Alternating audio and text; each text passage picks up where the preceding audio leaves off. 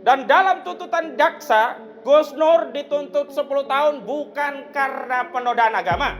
Sehingga koar-koar sebelumnya menyatakan Gus Nur melakukan penodaan agama ini adalah fitnah keji, framing jahat yang ingin mendiskreditkan Gus Nur sebagai pelaku penodaan agama. Takbir. Yang kedua, Gus Nur juga dituduh melakukan pecah belah dengan menyebarkan kebencian dan permusuhan berdasarkan sara, suku, agama, ras, dan antar golongan. Berdasarkan ketentuan pasal 28 ayat 2 junto pasal 45 ayat 2 di mana ancaman pidananya 6 tahun penjara.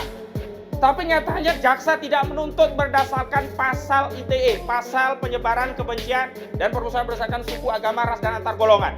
Ini lagi-lagi membuktikan bahwa tuduhan kepada Gus Nur yang sebelumnya dianggap menyebarkan kebencian, permusuhan, dan sara adalah fitnah. Faktanya tidak terbukti dan jaksa hanya bukan menuntut 10 tahun penjara berdasarkan pasal ini, tetapi jaksa menuntut dengan pasal kabar bohong.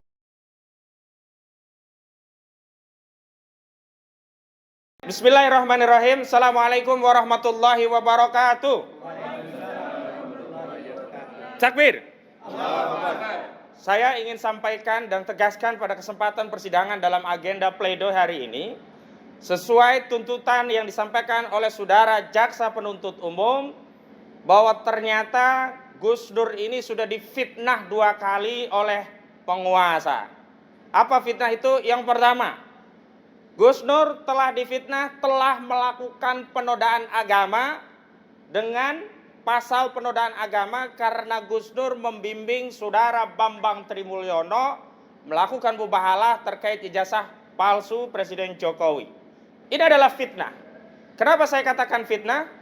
Karena sebelumnya melalui Direktorat Tindak Pidana Cyber Bareskrim Mabes Polri, kasus ini yang paling pertama kali disampaikan kepada publik adalah kasus penodaan agama.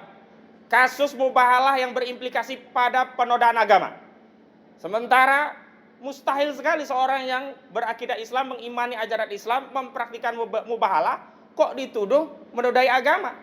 Dan terbukti di dalam persidangan tidak ada satupun saksi yang dihadirkan yang mewakili Majelis Ulama Indonesia, sebagaimana disampaikan oleh Profesor Dr. Mompang L. Pangabean dan juga ahli pidana Dr. Muhammad Taufik, bahwa untuk membuktikan unsur penodaan agama itu harus ada keterangan dari ahli agama, dan ahli agama itu adalah ahli agama yang otoritatif dari agama yang terkait. Dan karena mubahalah itu ajaran Islam, maka ahli agama itu harus dari Majelis Ulama Indonesia.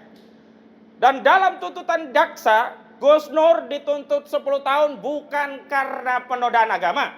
Sehingga koar-koar sebelumnya menyatakan Gus Nur melakukan penodaan agama ini adalah fitnah keji, framing jahat yang ingin mendiskreditkan Gus Nur sebagai pelaku penodaan agama. Takbir.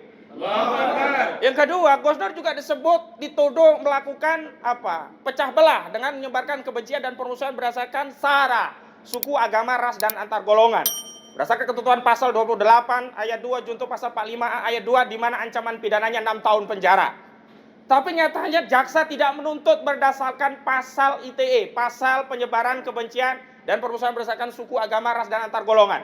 Ini lagi-lagi membuktikan bahwa tuduhan kepada Gus Nur yang sebelumnya dianggap menyebarkan kebencian, permusuhan, dan sara adalah fitnah. Faktanya tidak terbukti dan jaksa hanya bukan menuntut 10 tahun penjara berdasarkan pasal ini, tetapi jaksa menuntut dengan pasal kabar bohong. Yang ketiga, pasal kabar bohong ini pun adalah pasal yang sangat-sangat dipaksakan. Kenapa? Ketika Bambang Trimulyono menulis buku Jokowi Undercover yang bertema lelaki berijazah palsu, di sana diterangkan bahwa khususnya ijazah SMA Joko Widodo adalah palsu, ya, data-datanya diambil dari Joko Wahyudi, dan kemudian SD SMP-nya sequelnya disesuaikan, dan S1-nya menurut Bambang Trimulyono tidak pernah kuliah di UGM sehingga tidak memiliki ijazah S1 UGM, itu dianggap sebagai berita bohong. Jadi ijazah palsu dianggap sebagai berita bohong. Padahal sampai pembuktian terakhir dan hingga pledoi ini akan dibacakan, hari ini pembacaan pledoi, tidak pernah dihadirkan satu lembar pun ijazah asli dari saudara Joko Widodo. Apakah itu ijazah SD, SMP, SMA, juga S1-nya. Kalau ya Bambang Tri dan juga Gus Nur dituduh mengedarkan kabar bohong, maka harus ada kabar benarnya. Kalau ijazah palsu Jokowi yang dianggap sebagai kabar bohong, maka harus ada ijazah aslinya. Dan kewajiban bagi jaksa penuntut umum sesuai dengan kaidah agama yang disampaikan oleh ahli agama dari jaksa sendiri, yakni Kiai Haji Misbahul Munir, yang menyatakan, ya, al-bayyinatu ala mudda'i wal yaminu ala man inkaros. Ya, bukti itu kewajiban bagi yang menuduh, mendakwa.